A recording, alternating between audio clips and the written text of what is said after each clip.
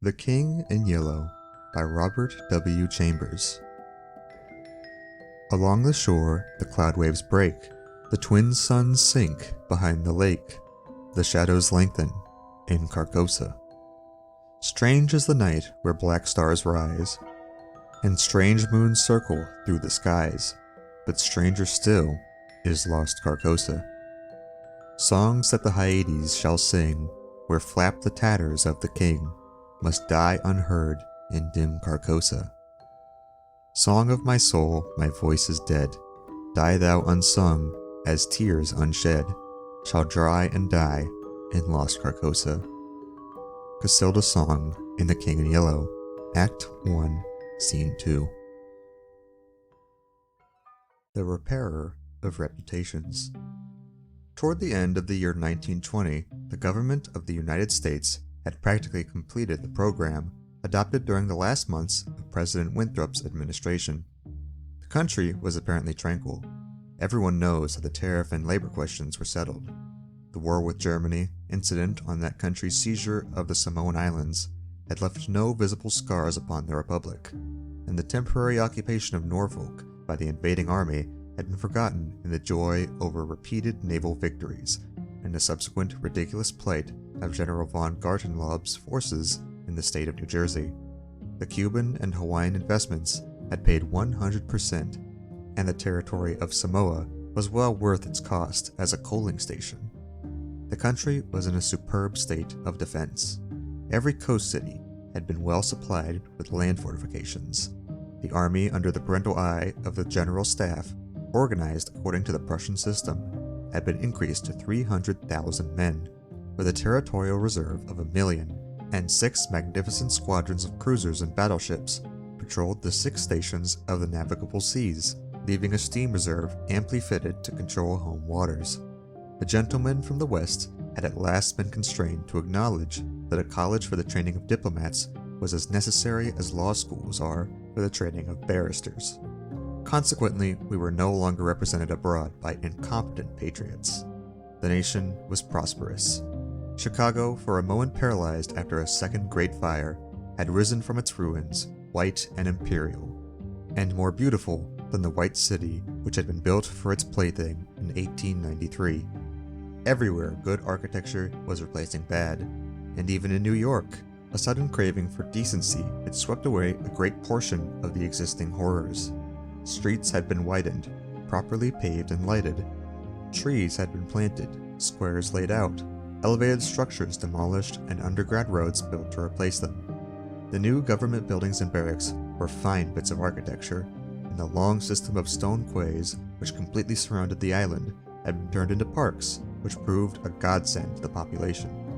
The subsidizing of the State Theater and State Opera brought its own reward. The United States National Academy of Design was much like European institutions of the same kind. Nobody envied the Secretary of Fine Arts, either his cabinet position or his portfolio. The Secretary of Forestry and Game Preservation had a much easier time thanks to the new system of national mounted police. We had profited well by the latest treaties with France and England, the exclusion of foreign-bound Jews as a measure of self-preservation, the settlement of the new independent Negro state of Suwannee, the checking of immigration, the new laws concerning naturalization, and the gradual centralization of power in the executive all contributed to national calm and prosperity. When the government solved the Indian problem, and squadrons of Indian cavalry scouts in native costume were substituted for the pitiable organizations tacked on to the tail of skeletonized regiments by a former Secretary of War, the nation drew a long sigh of relief.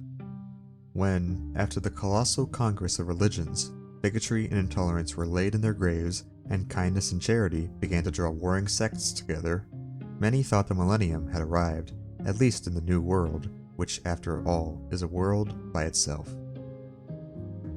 But self-preservation is the first law, and the United States had to look on in helpless sorrow as Germany, Italy, Spain, and Belgium writhed in the throes of anarchy, while Russia, watching from the Caucasus, stooped and bound them one by one. In the city of New York, the summer of 1899 was signalized by the dismantling of the elevated railroads. The summer of 1900 will live in the memories of New York people for many a cycle. The Dodge statue was removed in that year. In the following winter began that agitation for the repeal of the laws prohibiting suicide, which bore its final fruit in the month of April 1920, when the first government lethal chamber was opened on Washington Square. I had walked down that day from Dr. Archer's house on Madison Avenue, where I had been as a mere formality. Ever since that fall from my horse 4 years before, I had been troubled at times with pains in the back of my head and neck, but now for months they had been absent, and the doctor sent me away that day, saying there was nothing more to be cured in me. It was hardly worth his fee to be told that. I knew it myself. Still, I did not grudge him the money. What I minded was the mistake which he made at first. When they picked me up from the pavement where I lay unconscious, and somebody had mercifully sent a bullet through my horse's head, I was carried to Dr. Archer, and he, pronouncing my brain affected, placed me in his private asylum, where I was obliged to endure treatment for insanity. At last he decided I was well, and I, knowing that my mind had always been as sound as his, if not sounder, paid my tuition, as he jokingly called it, and left. I told him, smiling, that I would get even with him for his mistake, and he laughed heartily and asked me to call once in a while. I did so, hoping for a chance to even up accounts, but he gave me none, and I told him I would wait. The fall from my horse had fortunately left no evil results. On the contrary, it had changed my whole character for the better. From a lazy young man about town, I had become active, energetic, temperate, and above all else, ambitious. There was only one thing which troubled me. I laughed at my own uneasiness, and yet it troubled me. During my convalescence, I had brought and read for the first time The King in Yellow. I remember after finishing the first act that it occurred to me that I had better stop.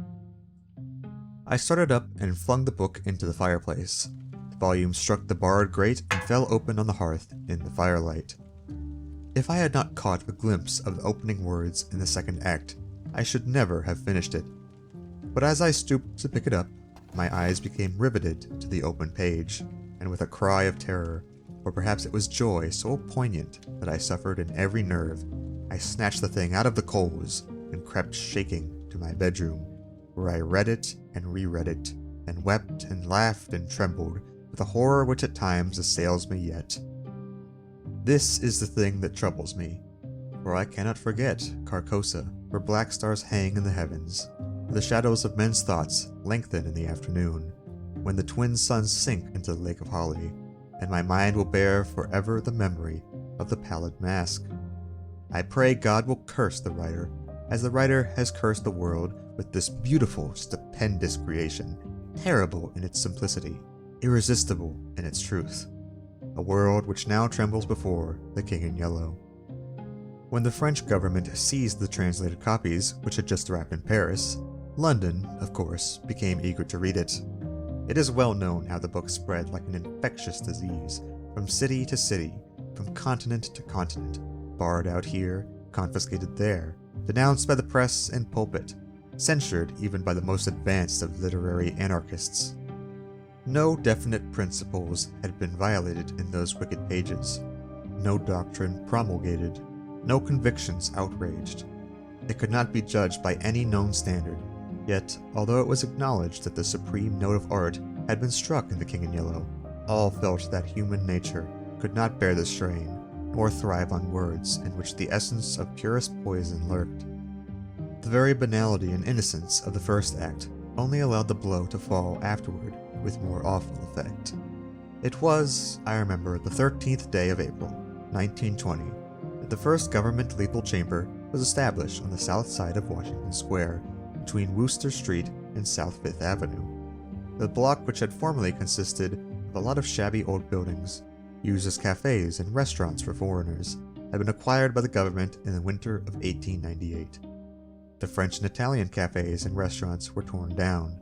The whole block was enclosed by a gilded iron railing and converted into a lovely garden with lawns, flowers, and fountains.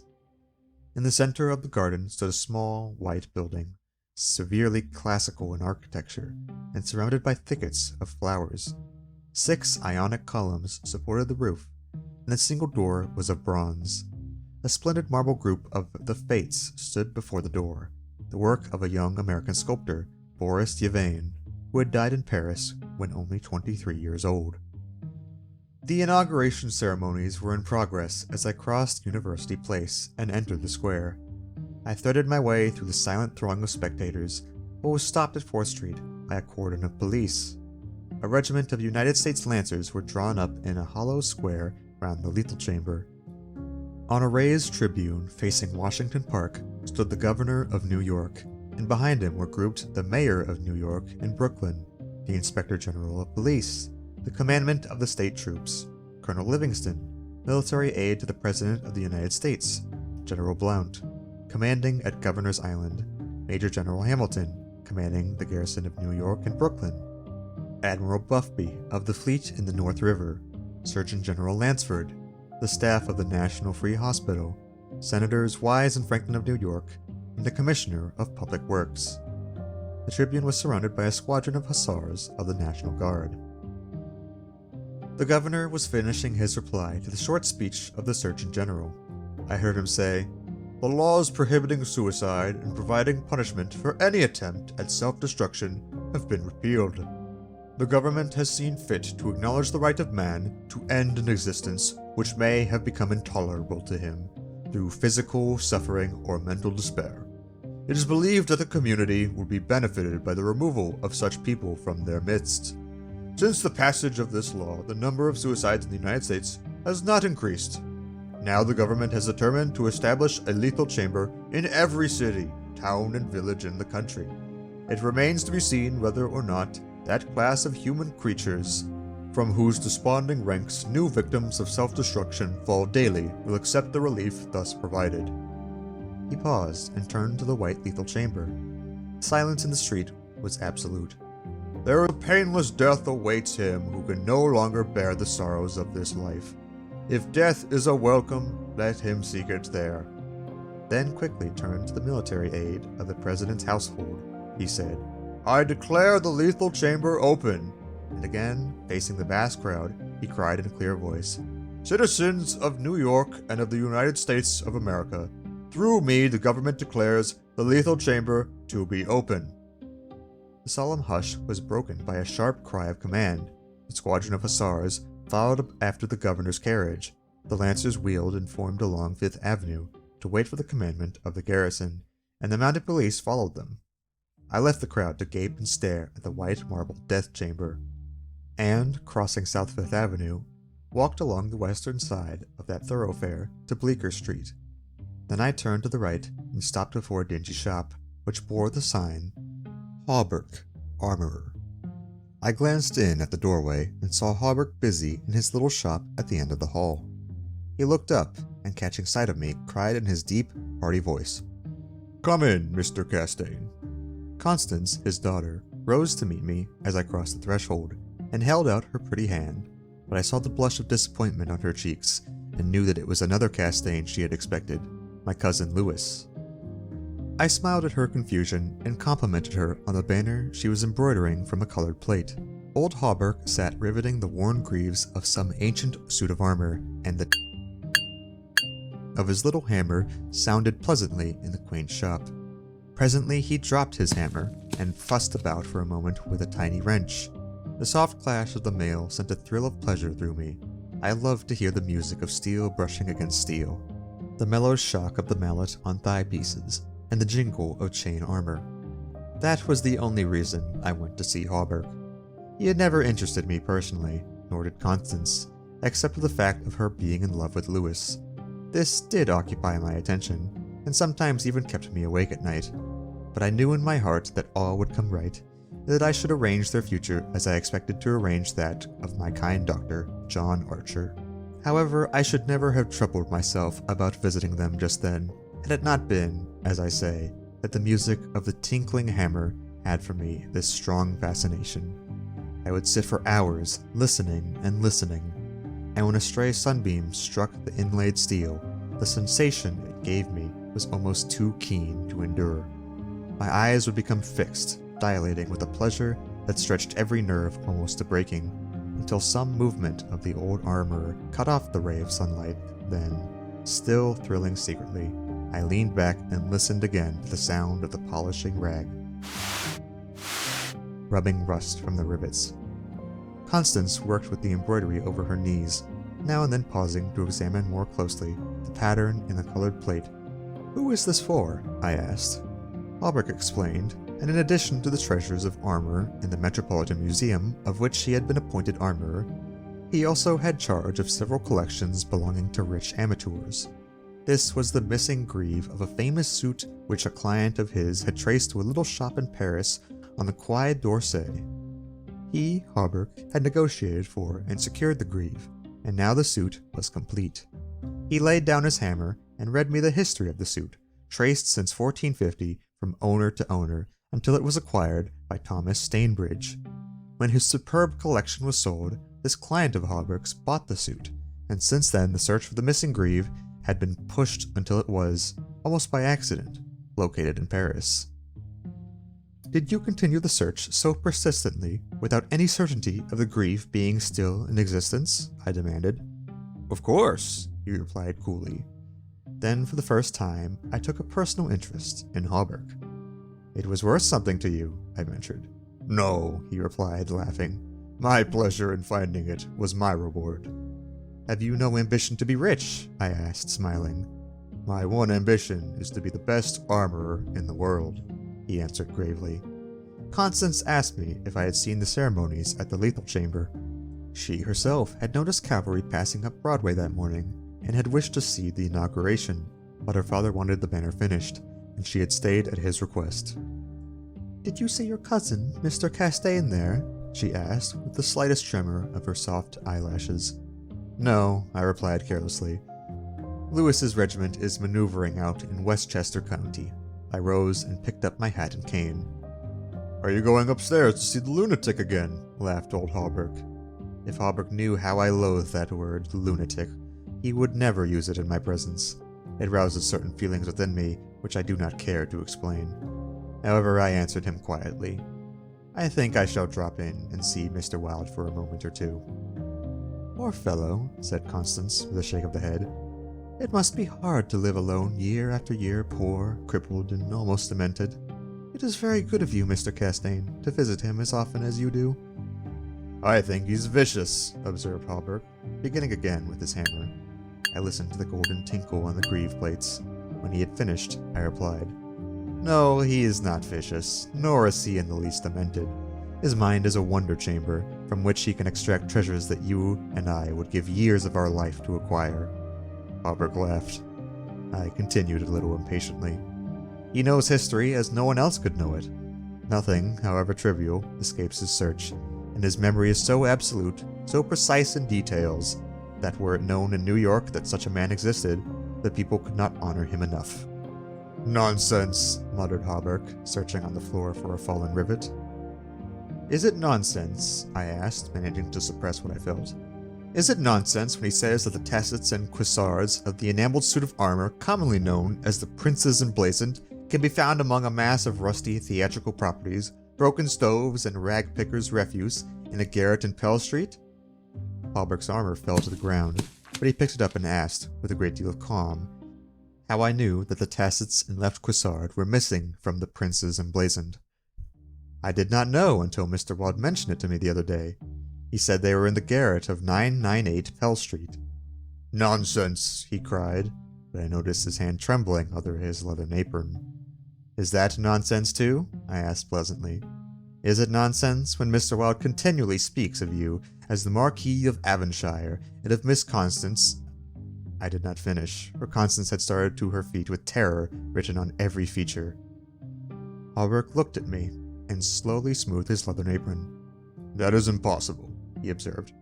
"Mr. Wilde may know a great many things, about armor, for instance, and the Prince's Emblazoned," I interposed, smiling. "Yes," he continued slowly, "about armor also, maybe, but he is wrong in regard to the Marquis of Avonshire, who, as you know, killed his wife's traducer years ago, and went to Australia, where he did not long survive his wife." "Mr. Wilde is wrong," murmured Constance.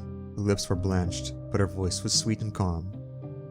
Let us agree, if you please, that in this one circumstance, Mr. Wilde is wrong, I said. I climbed the 3 dilapidated flights of stairs, which I had so often climbed before, and knocked at a small door at the end of the corridor. Mr. Wilde opened the door, and I walked in. When he had double-locked the door and pushed a heavy chest against it, he came and sat down beside me, peering up into my face with his little light-colored eyes. Half a dozen new scratches covered his nose and cheeks, and the silver wires which supported his artificial ears had become displaced. I thought I had never seen him so hideously fascinating. He had no ears. The artificial ones, which now stood out at an angle from the fine wire, were his one weakness. They were made of wax and painted a shell pink, but the rest of his face was yellow. He might better have reveled in the luxury of some artificial fingers for his left hand, which was absolutely fingerless, but it seemed to cause him no inconvenience, and he was satisfied with his wax ears. He was very small, scarcely higher than a child of 10, but his arms were magnificently developed, and his thighs as thick as any athlete's. Still, the most remarkable thing about Mr. Wilde was that a man of his marvelous intelligence and knowledge should have such a head. It was flat and pointed, like the heads of many of those unfortunates whom people imprison in asylums for the weak-minded. Many called him insane, but I knew him to be as sane as I was. I do not deny that he was eccentric. The mania he had for keeping that cat and teasing her until she flew at his face like a demon was certainly eccentric. I never could understand why he kept the creature, nor what pleasure he found in shutting himself up in his room with this surly, vicious beast. I remember once glancing up from the manuscript I was studying by the light of some tallow dips, and seeing Mr. Wilde squatting motionless on his high chair, his eyes fairly blazing with excitement, while the cat, which had risen from her place before the stove, came creeping across the floor right at him. Before I could move, she flattened her belly to the ground, crouched, trembled, and sprang into his face. Howling and foaming, they rolled over and over on the floor, scratching and clawing, until the cat screamed and fled under the cabinet, and Mr. Wilde turned over on his back, his limbs contracting and curling up like the legs of a dying spider. He was eccentric. Mr. Wilde had climbed into his high chair, and after studying my face, picked up a dog's-eared ledger and opened it. Henry B. Matthews, He read, bookkeeper with Weissott and Company, dealers in church ornaments, called April 3rd, reputation damaged on the racetrack, known as a welcher, reputation to be repaired by August 1st, retainer $5. He turned the page and ran his fingerless knuckles down the closely written columns. P. Green Dusenberry, minister of the gospel, Fair Beach, New Jersey, reputation damaged in the Bowery, to be repaired as soon as possible, retainer $100. He coughed and added, Called April 6th. Then you are not in need of money, Mr. Wilde? I inquired. Listen, He coughed again. Mr. C. Hamilton Chester, of Chester Park, New York City, called April 7th. Reputation damaged in Dieppe, France, to be repaired by October 1st, retainer $500. Note, C. Hamilton Chester, Captain USS Avalanche, ordered home from South Sea Squadron October 1st. Well, I said, the profession of a repairer of reputations is lucrative. His colorless eyes sought mine. I only wanted to demonstrate that I was correct. You said it was impossible to succeed as a repairer of reputations, that even if I did succeed in certain cases, it would cost me more than I would gain by it. Today I have 500 men in my employ, who are poorly paid, but who pursue the work with an enthusiasm which possibly may be born of fear. These men enter every shade and grade of society.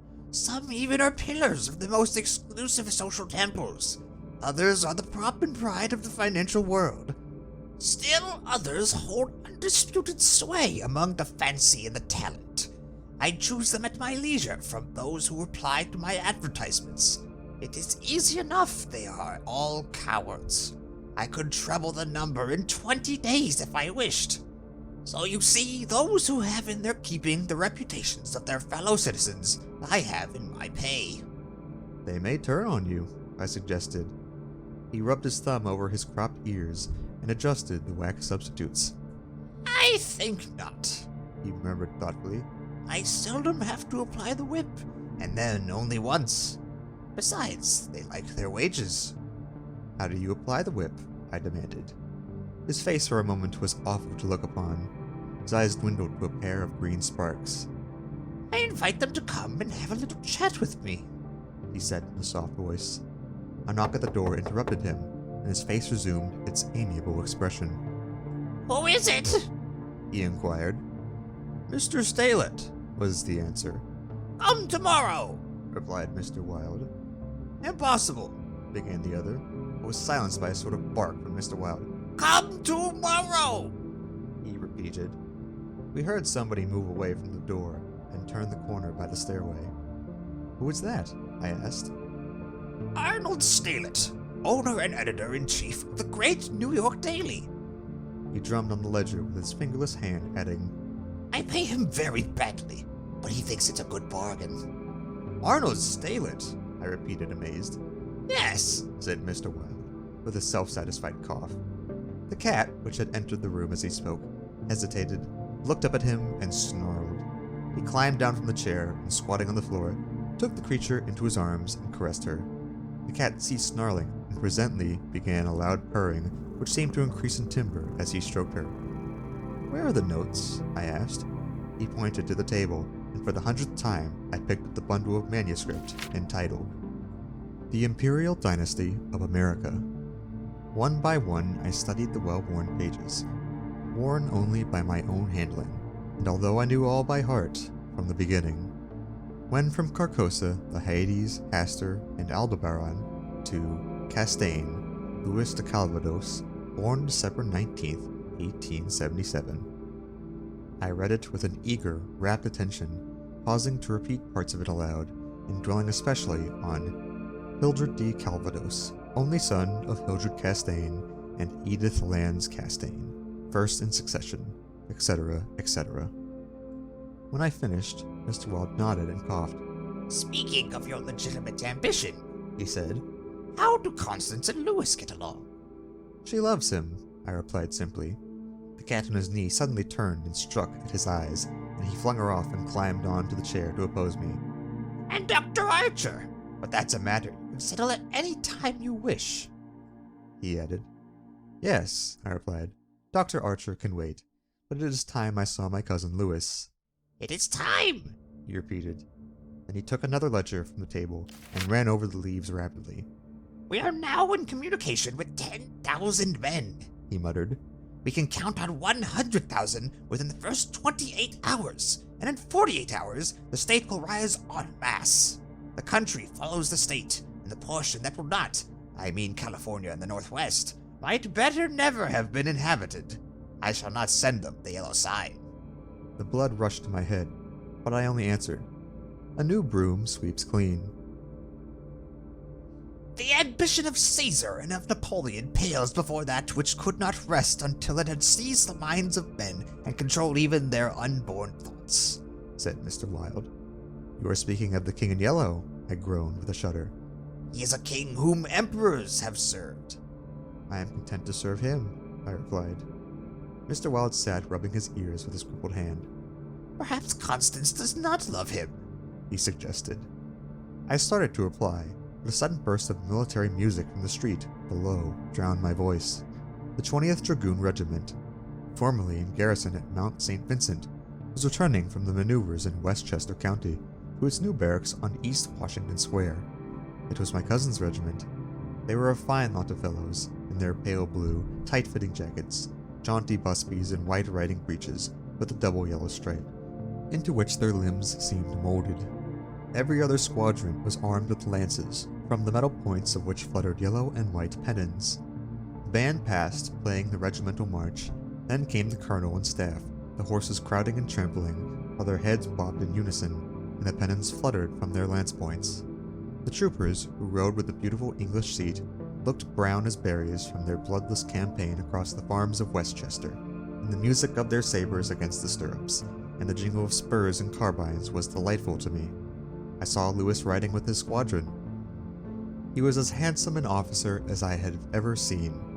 Mr. Wilde, who had mounted a chair by the window, saw him too, but said nothing. Lewis turned and looked straight at Hawberk's shop as he passed, and I could see the flush on his brown cheeks. I think Constance must have been in the window. When the last troopers had clattered by, and the last pennons vanished into South Fifth Avenue, Mr. Wilde clambered out of his chair and dragged the chest away from the door. Yes, He said. it is time that you saw your cousin Lewis. He unlocked the door, and I picked up my hat and stick and stepped into the corridor. The stairs were dark. Groping about, I set my foot on something soft, which snarled and spit, and I aimed a murderous blow at the cat, but my cane shivered to splinters against the balustrade, and the beast scurried back into Mr. Wilde's room. Passing Hawberk's door again, I saw him still at work on the armor, but I did not stop, and stepping out into Bleecker Street, I followed it to Wooster, skirted the grounds of the Lethal Chamber, and crossing Washington Park, went straight to my rooms in the Benedict. Here I lunched comfortably, read the Herald and the Meteor, and finally went to the steel safe in my bedroom and set the time combination. The 3 3/4 minutes which it is necessary to wait while the time lock is opening are to me golden moments. From the instant I set the combination to the moment when I grasp the knobs and swing back the solid steel doors, I live in an ecstasy of expectation. Those moments must be like moments passed in paradise. I know what I am to find at the end of the time limit. I know what the massive safe holds secure for me alone, and the exquisite pleasure of waiting is hardly enhanced when the safe opens and I lift from its velvet crown a diadem of purest gold, blazing with diamonds. I do this every day, yet the joy of waiting and at last touching again the diadem only seems to increase as the days pass. It is a diadem fit for a king among kings, an emperor among emperors. The king in yellow might scorn it, but it shall be worn by his royal servant. I held it in my arms until the alarm in the safe rang harshly, and then tenderly, proudly, I replaced it and shut the steel doors. I walked slowly back into my study, which faces Washington Square, and leaned on the windowsill. The afternoon sun poured into my windows, and a gentle breeze stirred the branches of the elms and maples in the park, now covered with buds and tender foliage. A flock of pigeons circled about the tower of the memorial church, sometimes alighting on the purple tiled roof, sometimes wheeling downward to the lotus fountain in front of the marble arch. The gardeners were busy with the flower beds around the fountain, and the freshly turned earth smelled sweet and spicy. A lawnmower, drawn by a fat white horse, clinked across the green sward, and watering carts poured showers of spray over the asphalt drives. Around the statue of Peter Stuyvesant, which in 1897 had replaced the monstrosity supposed to represent Garibaldi, children played in the spring sunshine, and nurse girls wheeled elaborate baby carriages with a reckless disregard for the pasty-faced occupants, which could probably be explained by the presence of half a dozen trim dragoon troopers languidly lolling on the benches. Through the trees, the Washington Memorial Arch glistened like silver in the sunshine, and beyond, on the eastern extremity of the square, the gray stone barracks of the dragoons and the white granite artillery stables were alive with color and motion. I looked at the Lethal Chamber on the corner of the square opposite. A few curious people still lingered about the gilded iron railing, and inside the grounds the paths were deserted. I watched the fountains ripple and sparkle. The sparrows had already found this new bathing nook, and basins were covered with the dusty feathered little things. 2 or 3 white peacocks picked their way across the lawns, and a drab-colored pigeon sat so motionless on the arm of one of the fates that it seemed to be a part of the sculpted stone. As I was turning carelessly away, a slight commotion in the group of curious loiterers around the gates attracted my attention. A young man had entered and was advancing with nervous strides along the gravel path which leads to the bronze doors of the Lethal Chamber. He paused a moment before the fates, and as he raised his head to those 3 mysterious faces, the pigeon rose from its sculpted perch, circled about for a moment, and wheeled to the east. The young man pressed his hand to his face, and then, with an undefinable gesture, sprang up the marble steps. The bronze doors closed behind him, and half an hour later the loiterers slouched away, and the frightened pigeon returned to its perch in the arms of fate. I put on my hat and went out into the park for a little walk before dinner. As I crossed the central driveway, a group of officers passed, and one of them called out, "Hello, Hildred," and and came back to shake hands with me. It was my cousin Lewis, who stood smiling and tapped his spurred heels with his riding whip. "Just back from Westchester," he said. "Been doing the bucolic. Milk and curds, you know, dairy maids and sunbonnets who say hey-ow and I don't think when you tell them they are pretty. I'm nearly dead for a square meal at Delmonico's. What's the news?" "There is none," I replied pleasantly. "I saw your regiment coming in this morning." "Did you? I didn't see you. Where were you?" "In Mr. Wilde's window." "Oh, hell," he began impatiently. "That man is stark mad. I don't understand why you—" He saw how annoyed I felt by this outburst, and begged my pardon. "Really, old chap," he said, "I don't mean to run down a man you like, but for the life of me I can't see what the deuce you find in common with Mr. Wilde. He's not well bred, to put it generously. He is hideously deformed. His head is the head of a criminally insane person. You know yourself he's been in an asylum—" "So have I interrupted calmly. Lewis looked startled and confused for a moment, but recovered and slapped me heartily on the shoulder. "You were completely cured," he began, but I stopped him again. "I suppose you mean that I was simply acknowledged never to have been insane." Of course, that's what I meant," he laughed. I disliked his laugh, because I knew it was forced, but I nodded gaily and asked him where he was going. Lewis looked after his brother officers, who had now almost reached Broadway. "We had intended to sample a Brunswick cocktail, but to tell you the truth, I was anxious for an excuse to go and see Hallberg instead. Come along, I'll make you my excuse." We found old Hallberg, neatly attired in a fresh spring suit, standing at the door of his shop and sniffing the air. "I had just decided to take Constance for a little stroll before dinner," he replied to the impetuous volley of questions from Lewis. "We thought of walking on the park terrace along the North River." At that moment, Constance appeared and grew pale and rosy by turns as Lewis bent over her small gloved fingers. I tried to excuse myself, alleging an engagement uptown, but Lewis and Constance would not listen, and I saw I was expected to remain and engage old Hallberg's attention. After all, it would be just as well if I kept my eye on Lewis, I thought, and when they hailed a Spring Street horse car, I got in after them and took my seat beside the armor. The beautiful line of parks and granite terraces overlooking the wharves along the North River, which were built in 1910 and finished in the autumn of 1917, had become one of the most popular promenades in the metropolis. They extended from the Battery to 190th Street, overlooking the noble river and affording a fine view of the Jersey Shore and the Highlands opposite. Cafes and restaurants were scattered here and there among the trees, and twice a week military bands from the garrison played in the kiosks on the parapets. We sat down in the sunshine on the bench at the foot of the equestrian statue of General Sheridan. Constance tipped her sunshade to shield her eyes, and she and Lewis began a murmuring conversation which was impossible to catch. Old Hallberg, leaning on his ivory-headed cane, lighted an excellent cigar, the mate to which I politely refused, and smiled at vacancy. The sun hung low above the Staten Island woods, and the bay was dyed with golden hues reflected from the sun-warmed sails of the shipping in the harbor. Brigs, schooners, yachts, clumsy ferryboats, their decks swarming with people, railroad transports carrying lines of brown, blue, and white freight cars, stately sound steamers, the class tramp steamers, coasters, dredgers, scows, and everything pervading the entire bay, impudent little tugs, puffing and whistling officiously. These were the craft which churned the sunlight waters as far as the eye could reach. In calm contrast to the hurry of sailing vessel and steamer, a silent fleet of white warships lay motionless in midstream. Constance's merry laugh aroused me from my reverie. "What are you staring at?" she inquired. "Nothing. The fleet," I smiled. Then Lewis told us what the vessels were, pointing out each by its relative position to the old red fort on Governor's Island. "That little cigar-shaped thing is a torpedo boat," he explained. "There are 4 more lying close together. They are the Tarpon, the Falcon, the Sea Fox, and the Octopus. The gunboats just above are the Princeton, the Champlain, the Stillwater, and the Erie. Next to them lie the cruisers Farragut and Los Angeles, and above them the battleships California and Dakota, and the Washington, which is the flagship.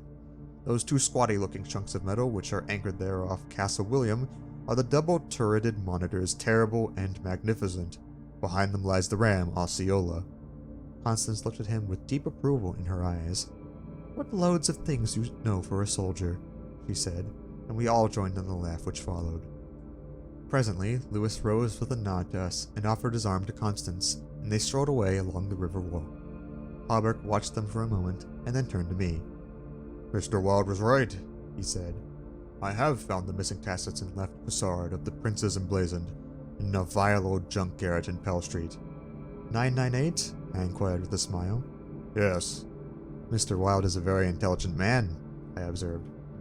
I want to give him the credit of this most important discovery, continued Hawberk, and I intend it shall be known that he is entitled to the fame of it. He won't thank you for that, I answered sharply. Please say nothing about it. Do you know what it's worth? Said Hawberk. No, $50 perhaps. It is valued at $500, but the owner of the Prince's Emblazoned will give $2,000 to the person who completes his suit. That reward also belongs to Mr. Wilde. He doesn't want it. He refuses it, I answered angrily. What do you know about Mr. Wilde? He doesn't need the money. He's rich, or will be, richer than any living man except myself. What will we care for the money then? What will we care, he and I, when what? Demanded Hawberk, astonished. You will see, I replied, on my guard again. He looked at me narrowly, much as Dr. Archer used to, and I knew he thought I was mentally unsound. Perhaps it was fortunate for him that he did not use the word lunatic just then. No, I replied to his unspoken thought. I am not mentally weak. My mind is as healthy as Mr. Wilde's. I do not care to explain just yet what I have on hand, but it is an investment which will pay more than mere gold, silver, and precious stones. It will secure the happiness and prosperity of a continent. Yes, a hemisphere. Oh, said Hawberk. And eventually, I continued more quietly, it will secure the happiness of the whole world. And incidentally, your own happiness and prosperity as well as Mr. Wilde's? Exactly, I smiled, but I could have throttled him for taking that tone. He looked at me in silence for a while, and then said very gently, Why don't you give up your books and studies, Mr. Castaigne, and take a tramp among the mountains somewhere or other? You used to be fond of fishing. Take a cast or two at the trout and the wrangles. I don't care for fishing anymore, I answered without a shade of annoyance in my voice. You used to be fond of everything, he continued. Athletics, yachting, shooting, riding. I have never cared to ride since my fall, I said quietly. Ah, yes, your fall, he repeated, looking away from me. I thought this nonsense had gone far enough, so I brought the conversation back to Mr. Wilde. He was scanning my face again in a manner highly offensive to me. Mr. Wilde, he repeated, do you know what he did this afternoon? He came downstairs and nailed a sign over the hall door next to mine. It read, Mr. Wilde, Repairer of Reputations, 3rd Bell. Do you know what a repairer of reputations can be? I do, I replied, suppressing the rage within. Oh, he said again. Lewis and Constance came strolling by and stopped to ask if we would join them. Hawberk looked at his watch. At the same moment, a puff of smoke shot from the casemates of Castle William, and the boom of the sunset gun rolled across the water and was re-echoed from the highlands opposite. The flag came running down from the flagpole, the bugles sounded on the white decks of the warships, and the first electric light sparkled out from the Jersey shore. As I turned into the city with Hawberk, I heard Constance murmur something to Lewis, which I did not understand. But Lewis whispered, My darling, in reply, and again, walking ahead with Hawberk through the square, I heard a murmur of sweetheart and my own Constance, and I knew the time had nearly arrived, and I should speak of important matters with my cousin Lewis.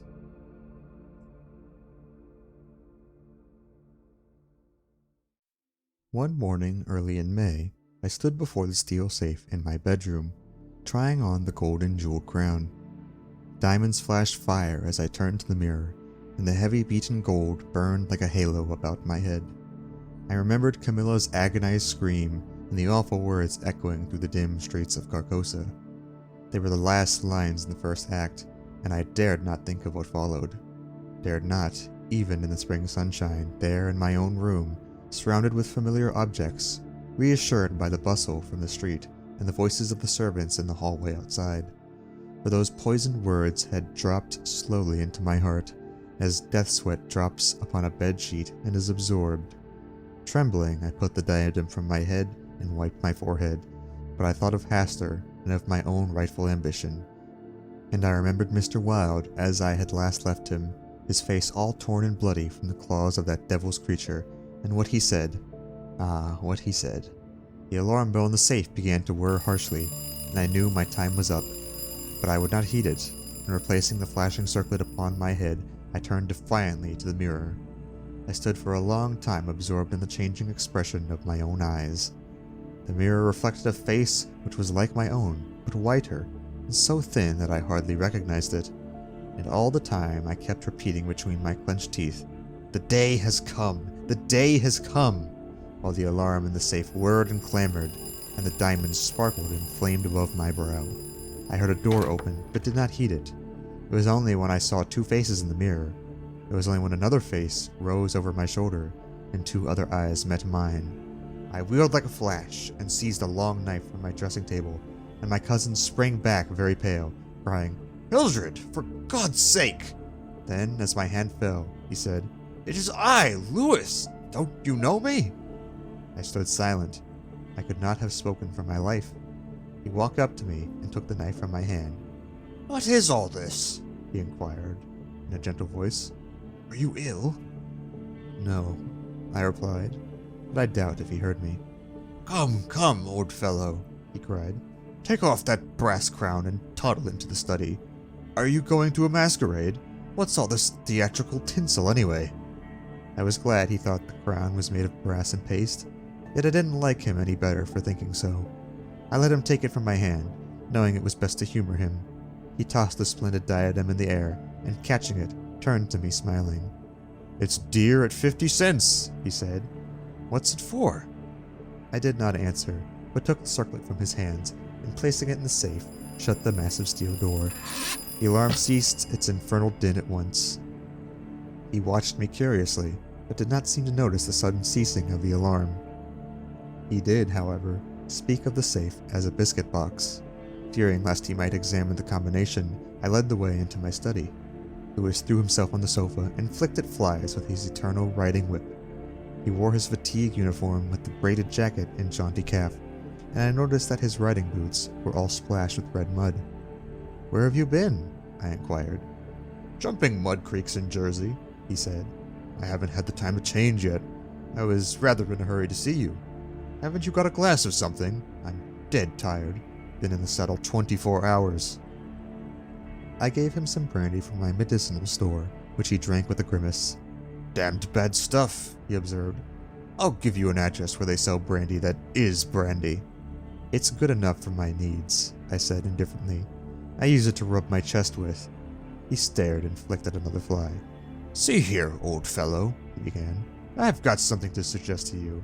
It's 4 years now that you've shut yourself up here like an owl, never going anywhere, never taking any healthy exercise, never doing a damn thing but poring over those books up there on the mantelpiece."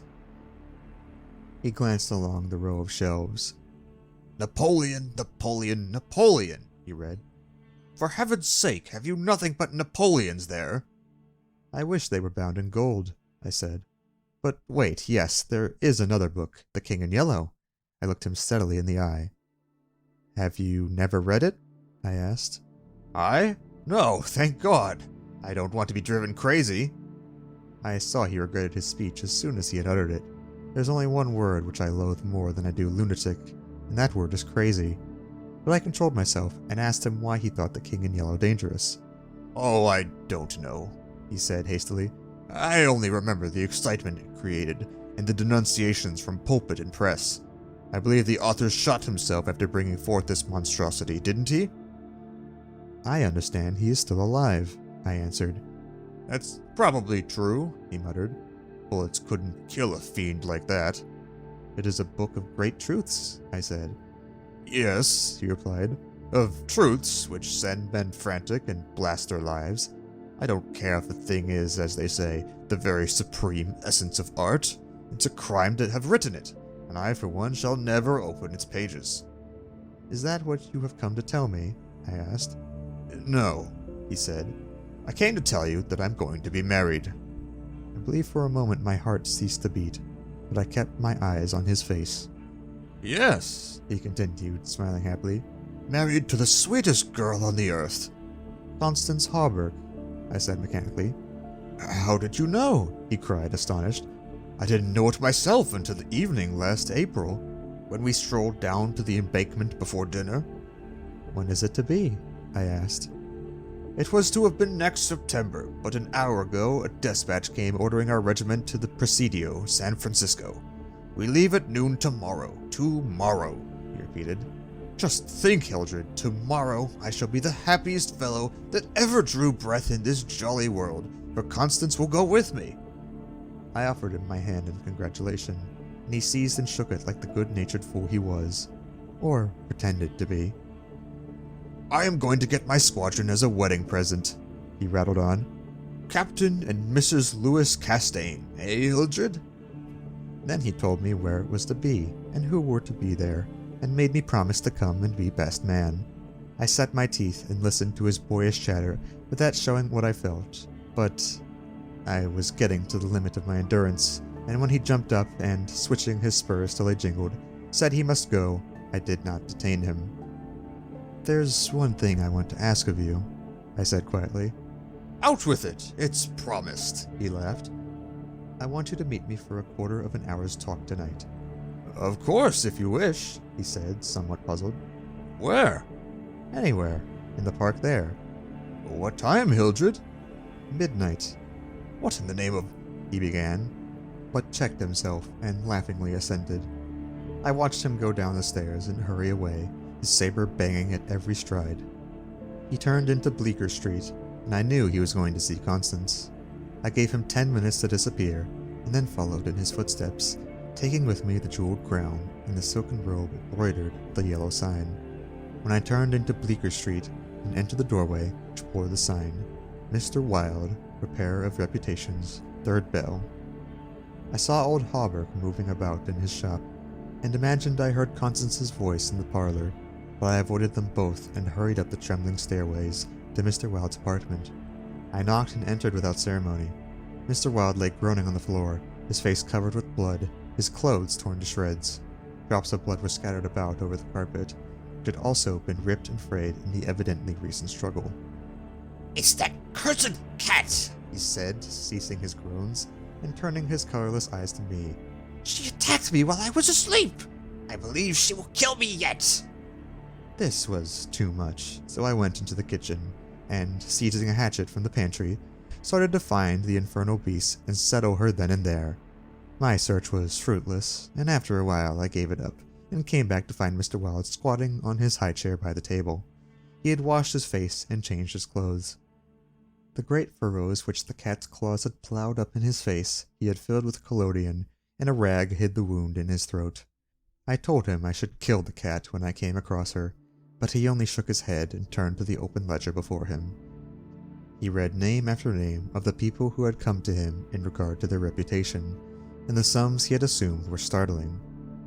I put on the screws now and then, he explained. One day or other some of these people will assassinate you, I insisted.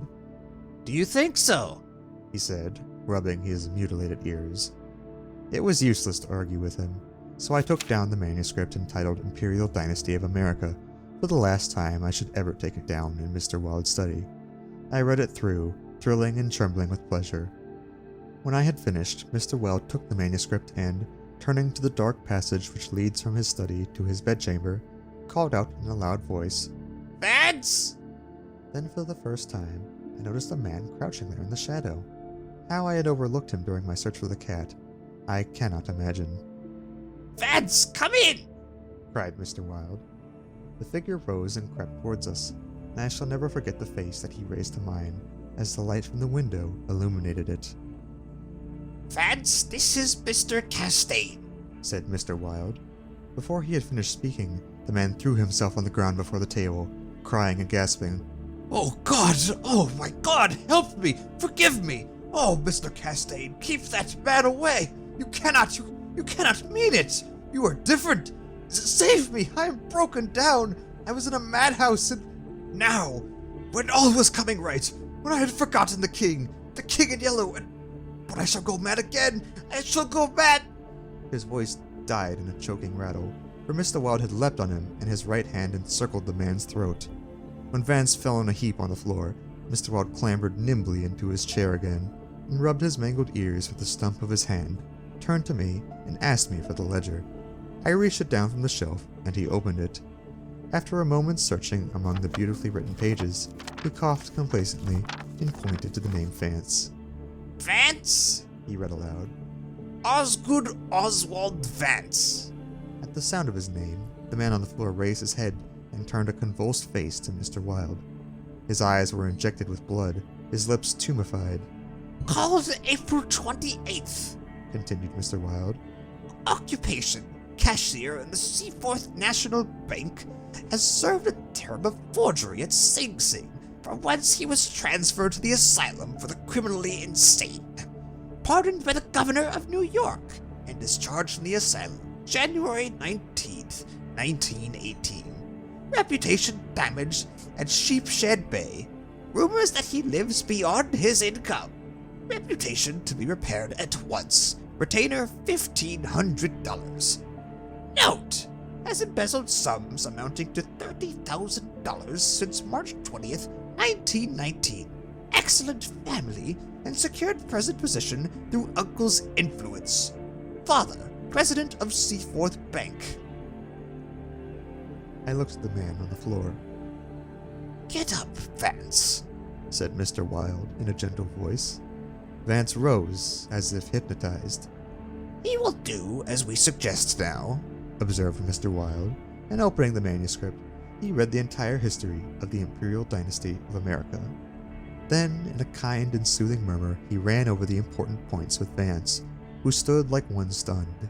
His eyes were so blank and vacant that I imagined he had become half-witted, and remarked it to Mr. Wilde, who replied that it was of no consequence anyway.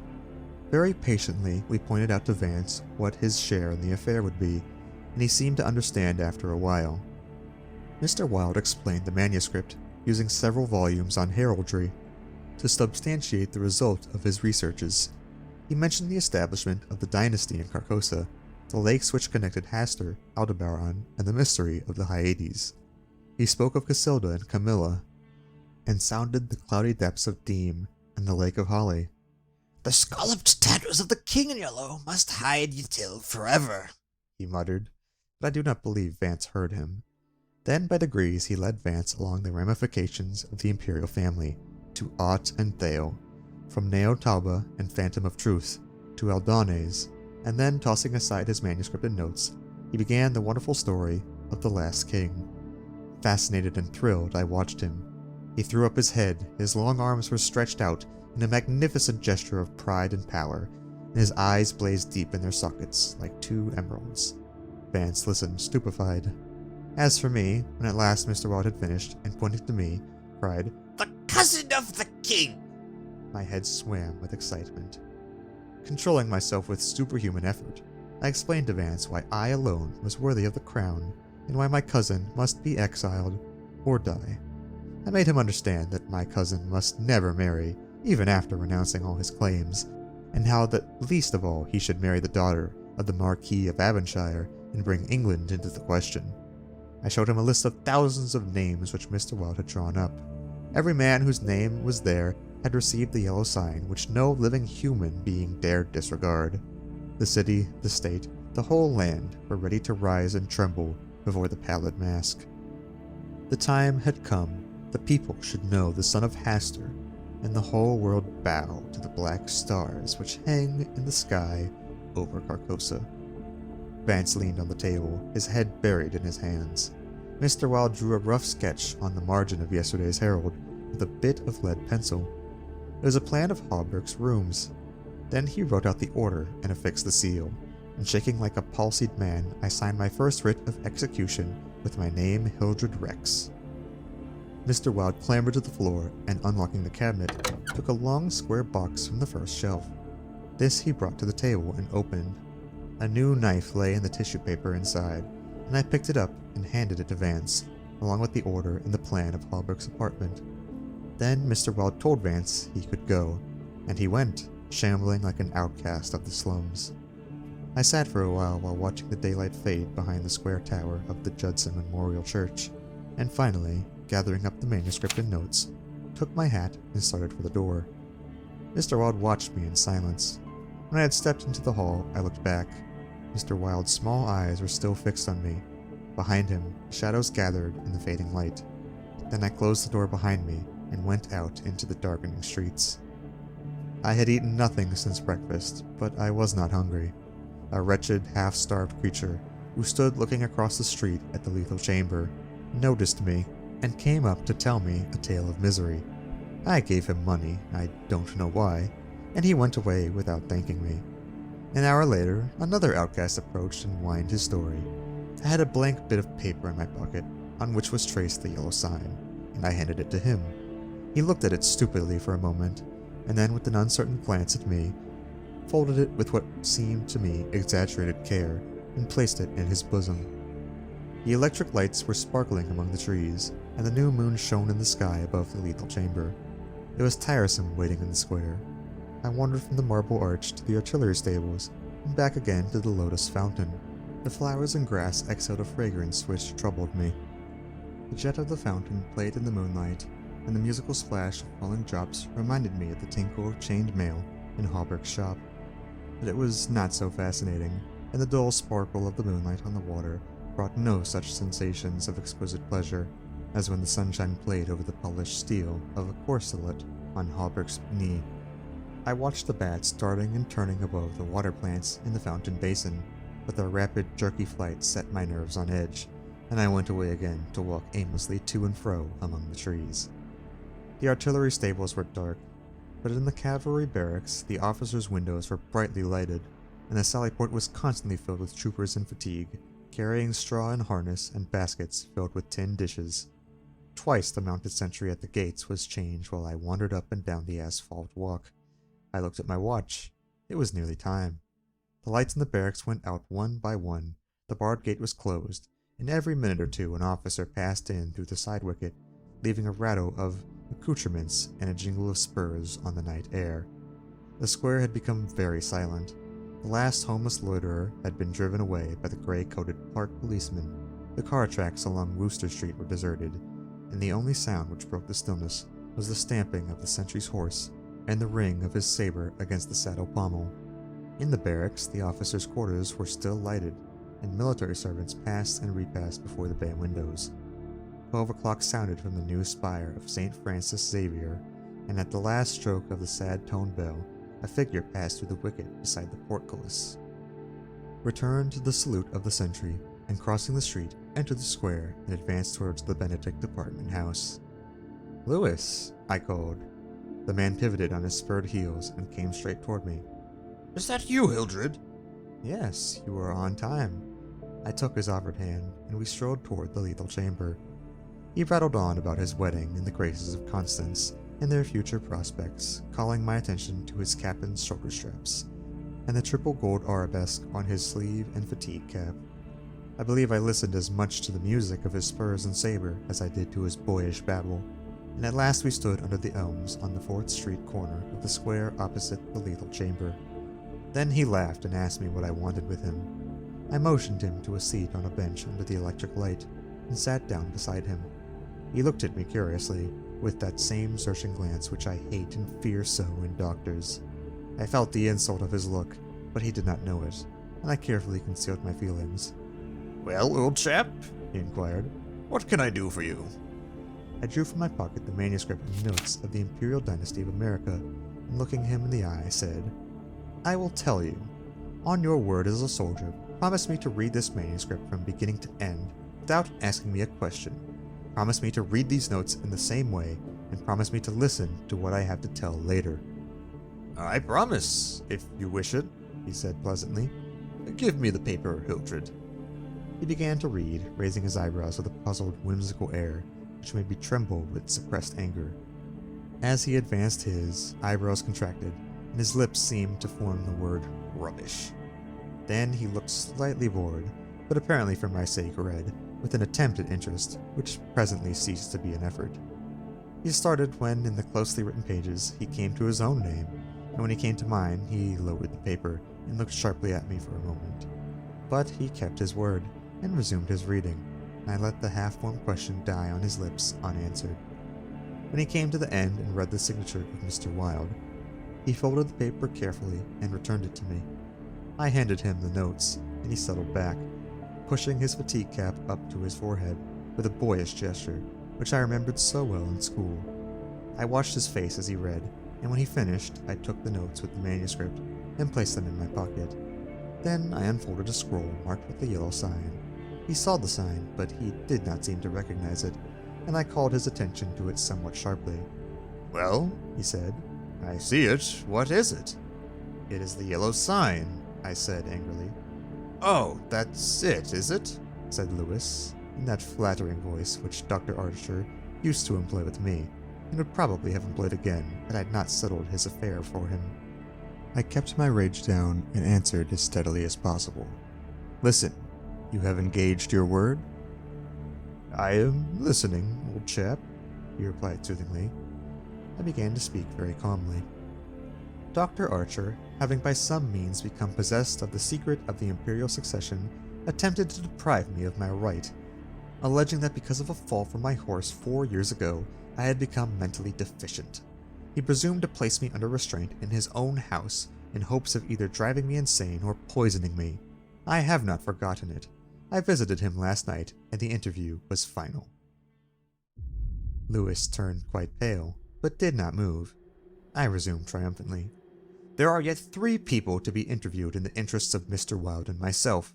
They are my cousin, Lewis, Mr. Hawberk, and his daughter, Constance." Lewis sprang to his feet as I arose and flung the paper marked with the yellow sign to the ground. "Oh, I don't need that to tell you what I have to say," I cried with a laugh of triumph. "You must renounce the crown to me. Do you hear? To me!" Lewis looked at me with a startled air, but recovering himself, said kindly, "Of course I renounce the... What is it I must renounce?" "The crown," I said angrily. "Of course," he answered. "I renounce it. Come, old chap, I'll walk back to your rooms with you." "Don't try any of your doctor's tricks on me," I cried, trembling with fury. "Don't act as if you think I am insane." "What nonsense," he replied. "Come, it's getting late, Hildred." "No!" I shouted. "You must listen. You cannot marry. I forbid it. Do you hear? I forbid it. You shall renounce the crown, and in reward I grant you exile. But if you refuse, you shall die." He tried to calm me, but I was roused at the last, and drawing my long knife, barred his way. Then I told him how they would find Dr. Archer in the cellar with his throat open, and I laughed in his face when I thought of Vance and his knife, and the order signed by me. "Ah, you are the king," I cried, "but I shall be king. Who are you to keep me from empire over all the habitable earth? I was born the cousin of a king, but I shall be king." Lewis stood white and rigid before me. Suddenly a man came running up 4th Street, entered the gate of the Lethal Temple, traversed the path to the bronze doors at full speed, and plunged into the death chamber with the cry of one demented. And I laughed until I wept tears, for I had recognized Vance, and knew that Hawberk and his daughter were no longer in my way. "Go!" I cried to Lewis. "You have ceased to be a menace. You will never marry Constance now, and if you marry anyone else in your exile, I will visit you as I did my doctor last night. Mr. Wilde takes charge of you tomorrow." Then I turned and darted into South Fifth Avenue, and with a cry of terror, Lewis dropped his belt and saber and followed me like the wind. I heard him close behind me at the corner of Bleecker Street, and I dashed into the doorway under Hawberk's sign.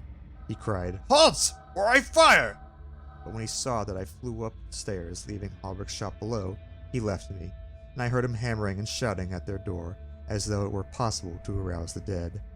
Mr. Wilde's door was open, and I entered crying, "It is done! It is done! Let the nations rise and look upon their king!" But I could not find Mr. Wilde, so I went to the cabinet and took the splendid diadem from its case. Then I drew on the white silk robe embroidered with the yellow sign, and placed the crown upon my head. At last I was king, king by my right in Hastur, king because I knew the mystery of the Hyades, and my mind had sounded the depths of the Lake of Holly. I was king. The first gray pencilings of dawn would raise a tempest which would shake 2 hemispheres. Then, as I stood, my every nerve pitched to the highest tension, faint with the joy and splendor of my thought, without, in the dark passage, a man groaned. I seized the tallow dip and sprang to the door. The cat passed me like a demon, and the tallow dip went out, but my long knife flew swifter than she, and I heard her screech, and I knew that my knife had found her. For a moment I listened to her tumbling and thumping about in the darkness, and then, when her frenzy ceased, I lighted a lamp and raised it over my head. Mr. Wilde lay on the floor with his throat torn open. At first I thought he was dead, but as I looked, a green sparkle came into his sunken eyes, his mutilated hand trembled, and then a spasm stretched his mouth from ear to ear. For a moment my terror and despair gave place to hope, but as I bent over him his eyeballs rolled clean around in his head, and he died. Then while I stood, transfixed with rage and despair, seeing my crown, my empire, every hope and every ambition, my very life, lying prostrate there with a dead master, they came, seized me from behind, and bound me until my veins stood out like cords, and my voice failed with the paroxysms of my frenzied screams. But still I raged, bleeding and infuriated among them, and more than one policeman felt my sharp teeth. Then, when I could no longer move, they came nearer. I saw old Hawberk, and behind him my cousin Louis' ghastly face, and farther away in the corner, a woman, Constance, weeping softly. "Ah! I see it now!" I shrieked. "You have seized the throne and the empire! Woe! Woe to you who are crowned with the crown of the King in Yellow!" Editor's note: Mr. Castaigne died yesterday in the asylum for the criminally insane.